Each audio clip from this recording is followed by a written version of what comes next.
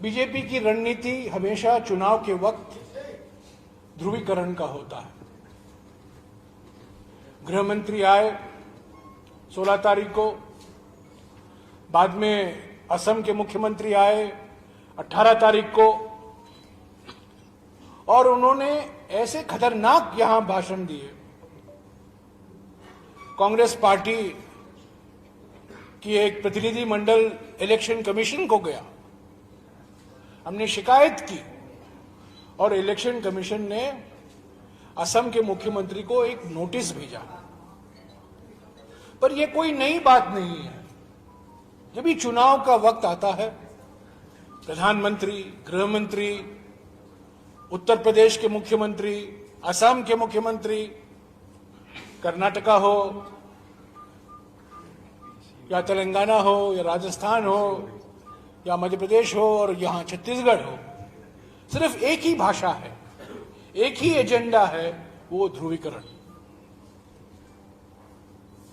तो ये मुद्दाहीन बीजेपी है, भोखलाई हुई है, परेशानी में है, क्योंकि उनके पास कोई मुद्दा नहीं है।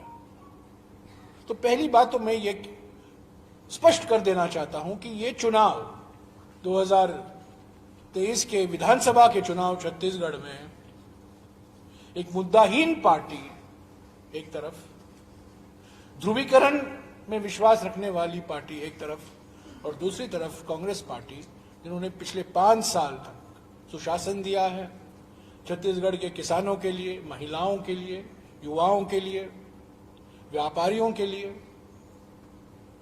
कई क्रांतिकारी, कई प्रगतिशील कदम लिए हैं, जिसका मैं अभी कुछ उल्लेख करूंगा। दूसरी बात जो मैं कहना चाहता हूं कि हमारे प्रधानमंत्री जो आज छत्तीसगढ़ में है, कांकेर में है, हमेशा संघीय ढांचा की बात करते हैं और कहते हैं कि संघीय ढांचा को मजबूत करना जरूरी है, क्योंकि हमारे संविधान का पहला अनुच्छेद कहता है India, that is Bharat, shall be a union of states. पर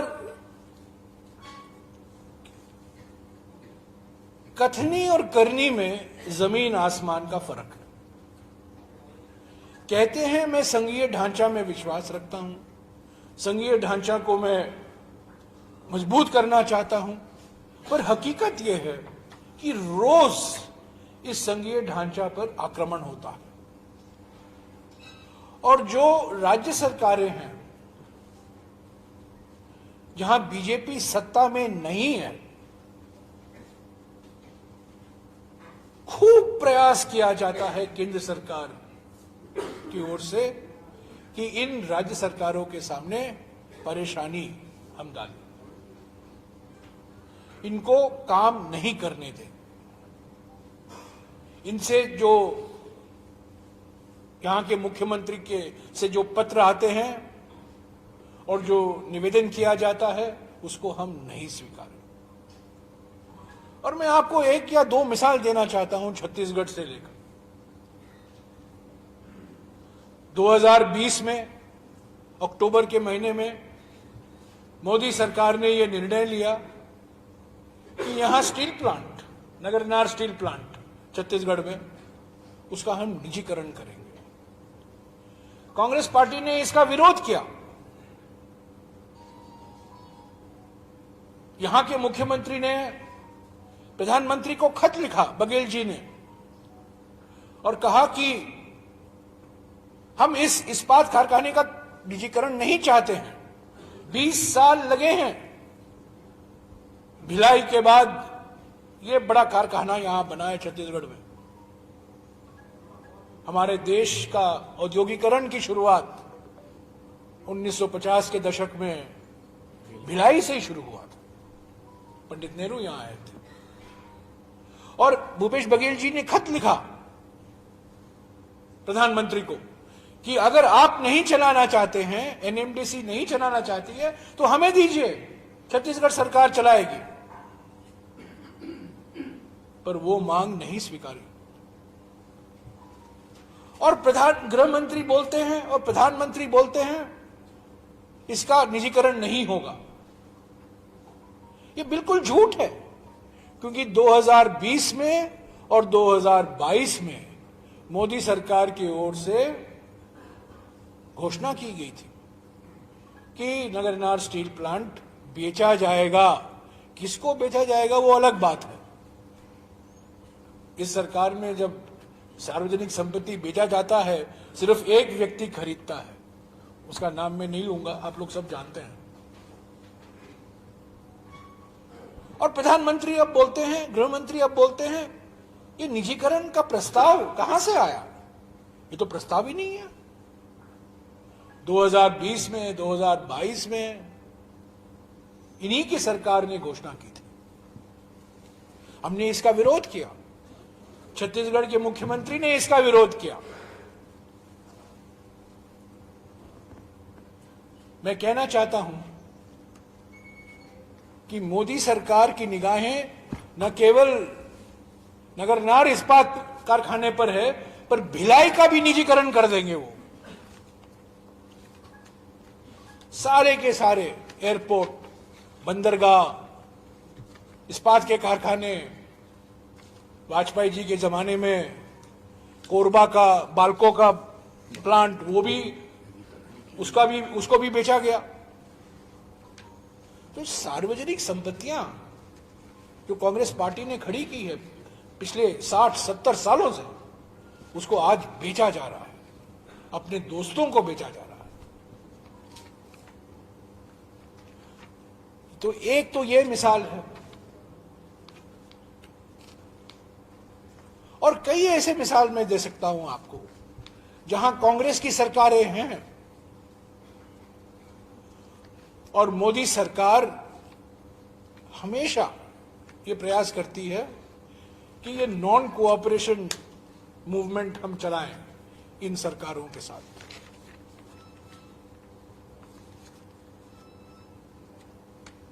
एमएसपी को लेकर छत्तीसगढ़ में बहुत विचार हुआ है, विवाद हुआ है। मैंने कल कुछ कहा, उसको बदमाशी की गई। ये भी एक मिसाल है। केंद्र सरकार एमएसपी की घोषणा करता है, धान की, गेहूं को, 23 ऐसे खाद्य पदार्थ हैं जहां एमएसपी की घोषणा केंद्र सरकार करता है, पर खरीदता कौन है? छत्तीसगढ़ में खरीद राज्य सरकार करता है, मार्कफेड करता है। केंद्र सरकार खरीदता नहीं है, सिर्फ घोषणा करता कि एमएसपी धान के लिए 2100 या 2200, अभी 2200 रुपया है प्रति क्विंटल। और छत्तीसगढ़ सरकार क्या करता है? वो 2200 में नहीं, पर 2800 रुपया प्रति क्विंटल पर खरीदता है। यानी कि 600 रुपया अधिक जो एमएसपी घोषित किया गया है, उससे अधिक खरीद है। एमएसपी की घोषणा करना एक बात है, पर एमएसपी पर खरीदना, वो एमएसपी का मूल्य किसानों को मिलना, वो राज्य सरकार कर रहा है यहां छत्तीसगढ़ में। तो ये बात कभी नहीं मानते हैं केंद्र सरकार वाले, बीजेपी वाले, और इस पर एक कंट्रोवर्सी इन्होंने खड़ा कर दिया है कई सालों से। पर एक मिनट मैं खत्म कर दूं, आप सभी सवाल में लूंगा। 1 मिनट, 5 मिनट थोड़ा इंतजार कीजिए। जो कुछ आपको सवाल करना मैं जवाब दूंगा। तो ये संघीय ढांचा को लेकर जिस तरीके से संघीय ढांचा पर आक्रमण होता है, जिस तरीके से जो सहयोग मिलना चाहिए केंद्र सरकार से सभी राज्य सरकारों को, किसी भी पार्टी की सरकार हो। जब मैं ग्रामीण विकास मंत्री था 3 साल के लिए, छत्तीसगढ़ के लिए प्रधानमंत्री ग्राम सड़क योजना के तहत बस्तर, नारायणपुर, सुकमा, कांकेर, दांतेवाड़ा,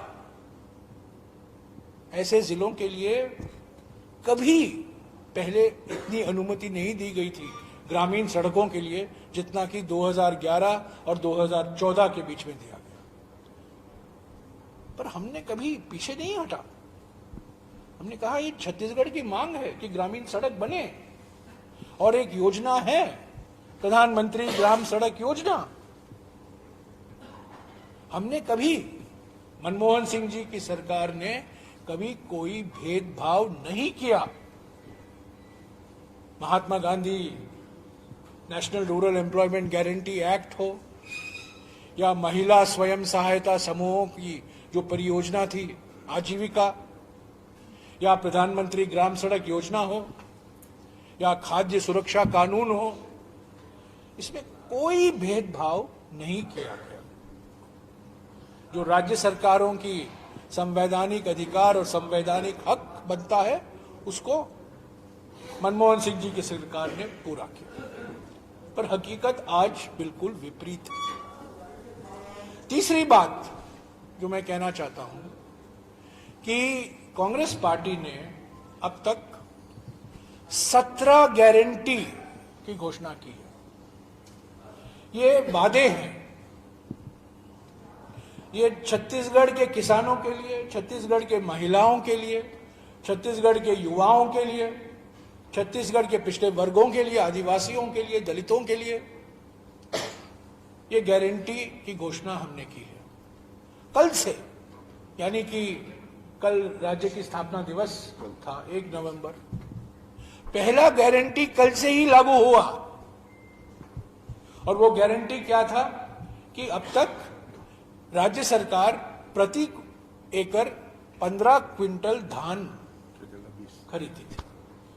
कल से 1 नवंबर 2023 से ये गारंटी दिया गया है कि हम 20 क्विंटल प्रति एकड़ धान छत्तीसगढ़ के किसानों से खरीदेंगे, और कल से लागू हुआ है। हमने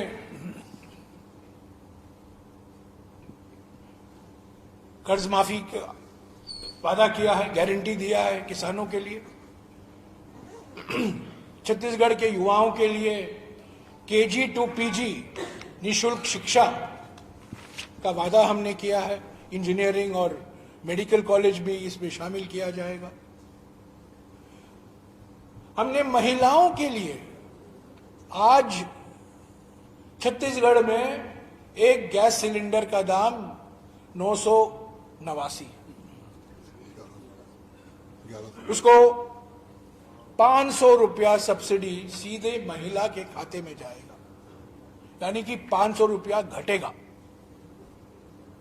479 ना, 2014 मनमोहन सिंह जी की सरकार के समय में गैस सिलेंडर का दाम करीब 550 और 600 के बीच में हुआ करता था।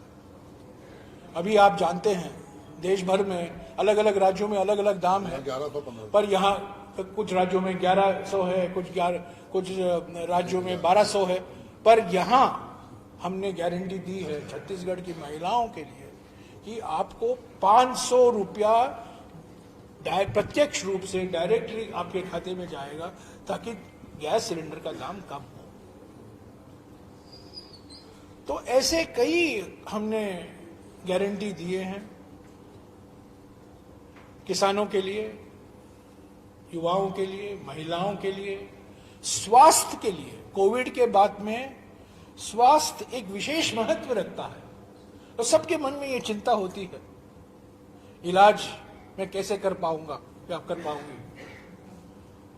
और हमारे राज्य सरकार ने गारंटी दिया है कि जो आज मुफ्त इलाज है सरकारी अस्पतालों में बीपीएल परिवारों के लिए 5 लाख तक जो सीमा है वो 5 लाख से लेकर 10 लाख किया जाएगा।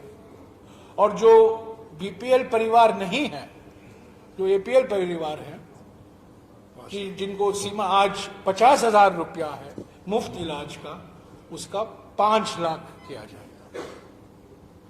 तो ऐसे 16 एक्चुअली 17 गारंटी हमने दिए हैं। एक का इम्प्लीमेंटेशन कल से ही शुरू हो गया है। धान का खरीद 15 क्विंटल से लेकर 20 क्विंटल प्रति एकड़ का गारंटी कल से ही लागू हो गया। आज तक बीजेपी अपना घोषणा पत्र नहीं निकाल सकती। ये दर्शाता है, ये दिखाता है, ये सबूत है कि ये मुद्दाहीन है। आज तक कोई घोषणा पत्र, या जैसे कि कांग्रेस पार्टी ने पिछले कुछ दिनों में हमारे नेताओं ने, हमारे कांग्रेस अध्यक्ष ने, राहुल जी ने, प्रियंका जी ने, भूपेश बघेल जी ने ये गारंटी का ऐलान किया है और जिसका क्रियान्वयन कल से ही शुरू हुआ है। इसको कंपेयर कीजिए, इसकी तुलना कीजिए कि एक पार्टी है जो आज तक चुनाव अगले 3-4 दिन में होने वाले हैं, शुरू होने वाले हैं, और आज तक उन्होंने घोषणा पत्र नहीं निकाला है। अंत में मैं यही कहूंगा कि कांग्रेस पार्टी में भारत जोड़ो यात्रा के बाद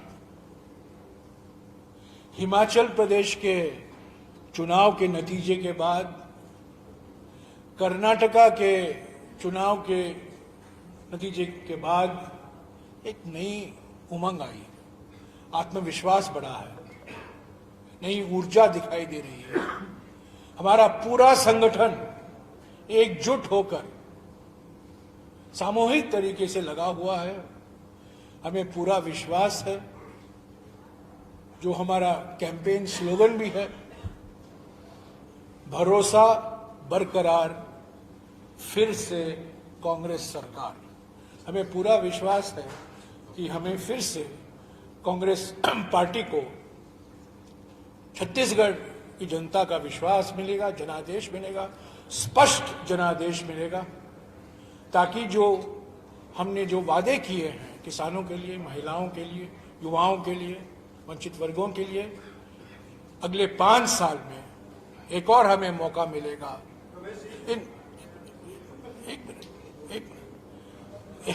एक और मौका मिलेगा इन वादों को पूरा करने के लिए।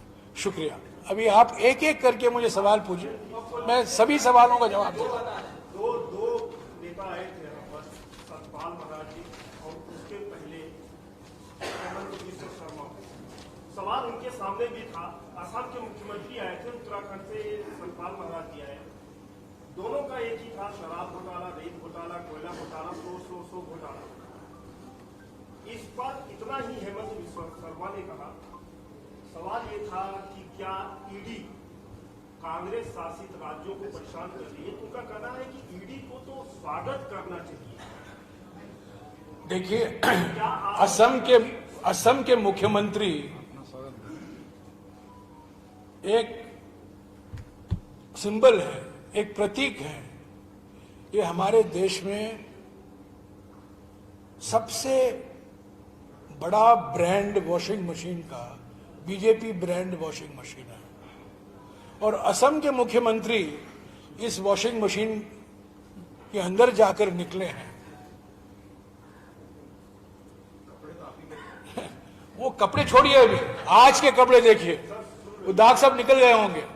आज जिस तरीके से ईडी और सीबीआई का दुरुपयोग हो रहा है, हमने बार बार संसद में इसके बारे में कहा, उठाया है, इस मुद्दे को उठाया है।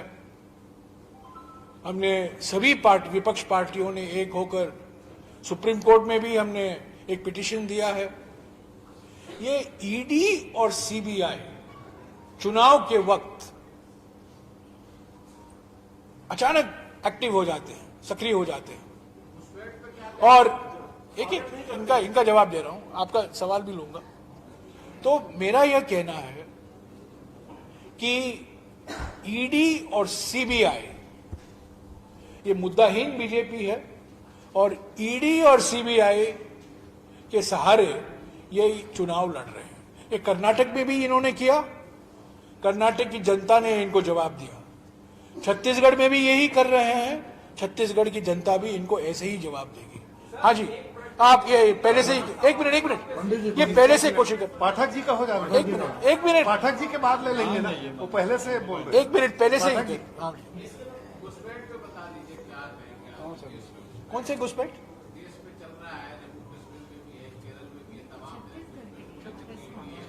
नहीं, मैं ये देखिए, ये प्रेस कॉन्फ्रेंस छत्तीसगढ़ के चुनाव से संबंधित है। यही मुद्दे पर जो मैंने कहा है उसी पर मैं जवाब दूंगा। कोई हाँ पूछिए। हाँ शशांक बोलो। एक मिनट, आपने जो केरल का जिक्र किया, मैं यही कहूंगा कि मोदी सरकार के कुछ मंत्री ने प्रयास किया, इस जो बम विस्फोट हुआ बहुत दुर्भाग्यपूर्ण हुआ, पर उसका उन्होंने दुरुपयोग करने का खूब प्रयास किया, पर वो विफल रहे। एक मिनट शशांक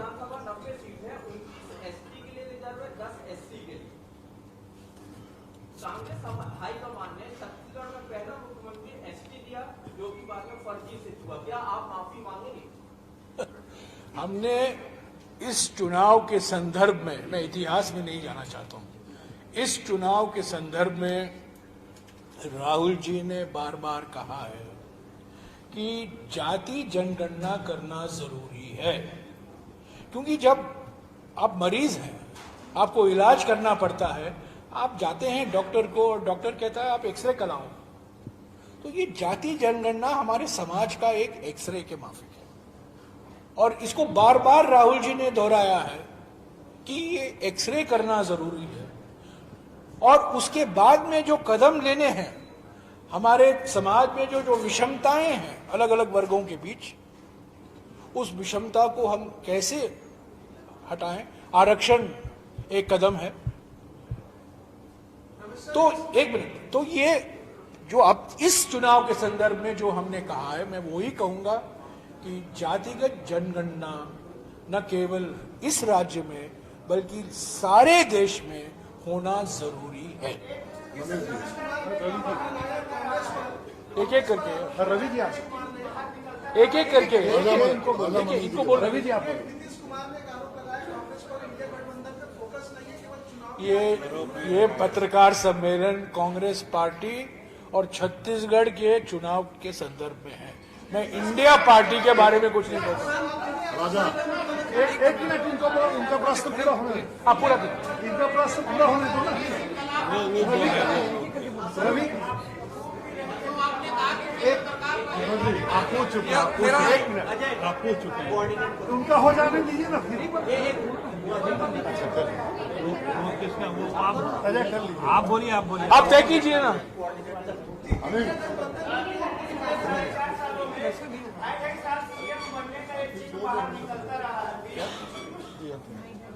सॉरी, सुना नहीं मैं। आप दोहराइए। पिछले 4.5 सालों में 2.5 साल के सीएम बनने का चिन्ह बाहर निकलता रहा, जिससे लगातार आपसी फूट भी बनती रही है। कई बार बाबा कुछ अलग बोलते थे, सीएम कुछ अलग बोलते थे, तो क्या आप दोनों मिलकर साथ चुनाव लड़कर? कांग्रेस पार्टी एक होकर चुनाव लड़ रही है, हम एकजुट होकर चुनाव लड़ रहे हैं। हम जो गारंटी दिए हैं, हमारे नेतृत्व ने गारंटी दिया है, उसके आधार पर हम जनादेश मांग रहे हैं।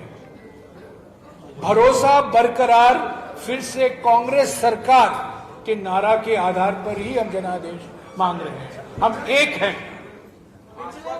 और एक रहेंगे। हमारी पार्टी फैसिस्ट पार्टी नहीं है। हमारी पार्टी में लोग अलग अलग विचार रखते हैं। हमारे पार्टी में एक तंत्र का तोप नहीं चलाया जाता। हमारी पार्टी में लोकतंत्र की शहनाई बजाई जाती है।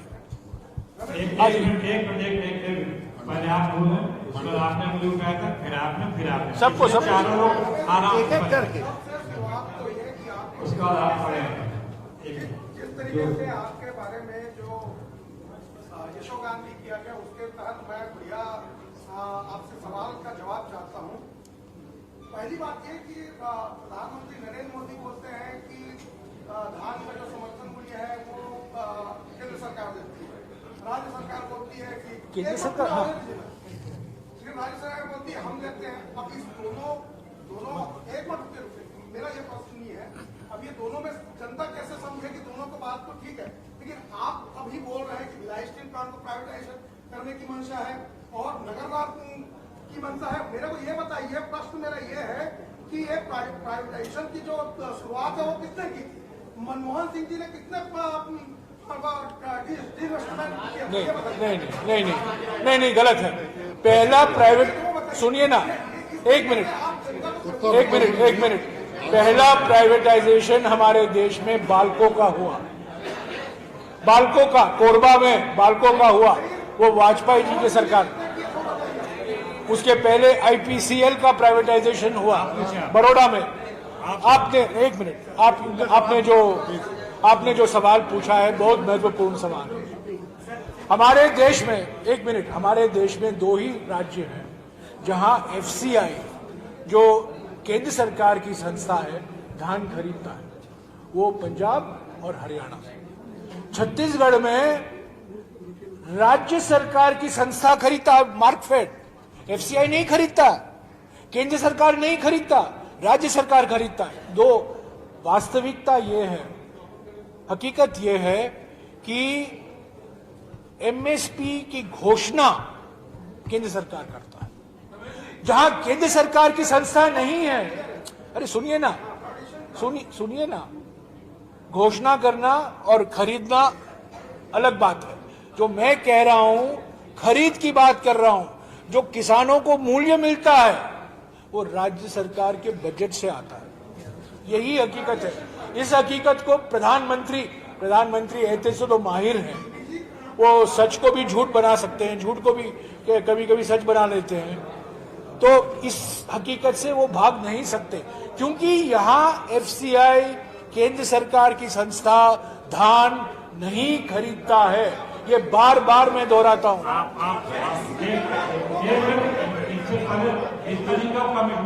ये तो पार्लियामेंट के माफी हो गया। आप पूछना चाह रहे थे क्या?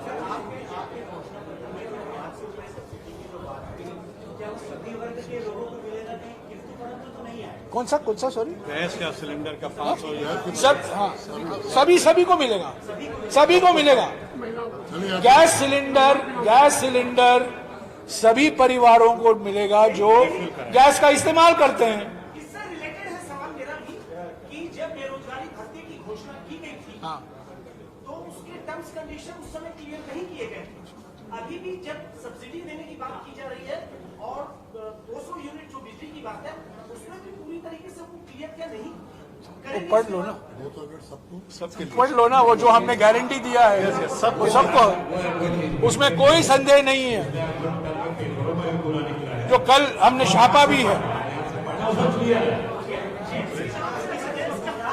आप देखिए, जो गारंटी है, जो प्रकाशित किया गया है, उसके अंदर पढ़ने की कोशिश मत कीजिए, उसके बीच में पढ़ने की कोशिश मत कीजिए। जो कहा गया है वो हम करके ही दिखाएंगे। एक मिनट, कर्नाटक सरकार में, कर्नाटक के चुनाव में हमने 6 गारंटी दिए थे। ऐसे ही सवाल उठे थे, सभी लोगों के मन में ये